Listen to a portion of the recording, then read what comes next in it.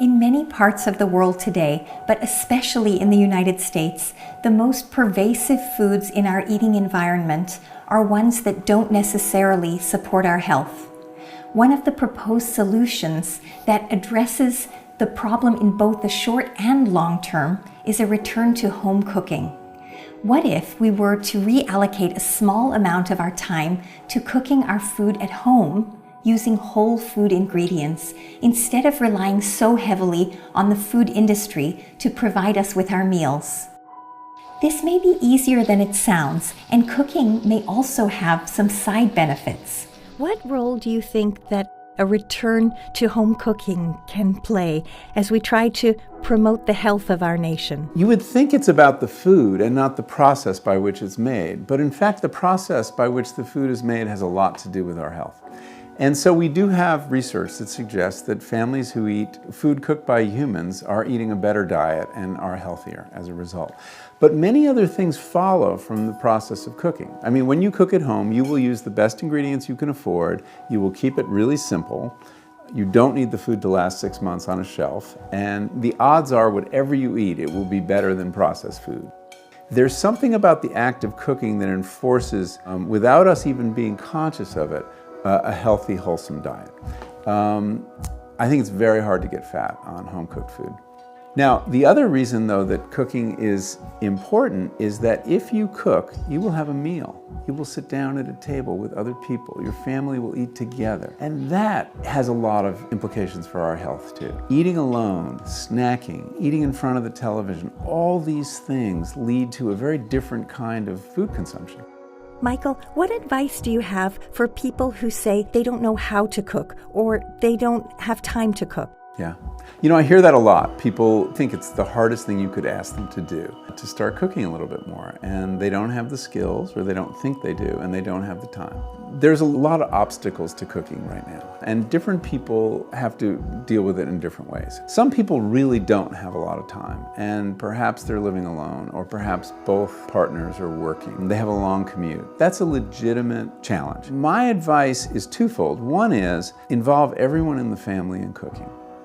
We do not bring our children into the kitchen, and that is an enormous disservice to them long term. Take turns with your partner or share the work. A lot of the problem of cooking is the work has all been dumped on one member of the family, usually the woman. And that's not fair, and it's not realistic now that women are in the workforce. So sharing the work is one very important way to reduce the time burden. Another is, and I find this very useful, is give a couple hours on a Sunday to preparing food for the week. Freeze a couple things, or make a dish that is going to produce lots of leftovers. When I was researching one of my books, I was soliciting food rules. I got a letter from a doctor, a transplant cardiologist, and at his last meeting with patients, he would take out his prescription pad, and they all thought he was writing a prescription for a statin or whatever it was. But in fact, he was writing a recipe for roast chicken. And on the back, he turned it over, and it was a recipe for making chicken tacos. And he said, this is what you need, not another drug. And the idea was that if you knew how to roast a chicken, which, believe me, is not rocket science, you had the makings of 3 good meals. One meal rolls into the other. So you have chicken one night, and then you have tacos, chicken tacos another night, and then you make a soup from the carcass. We've lost those skills. We've lost that sense of how to maximize the value of food and minimize the time investment.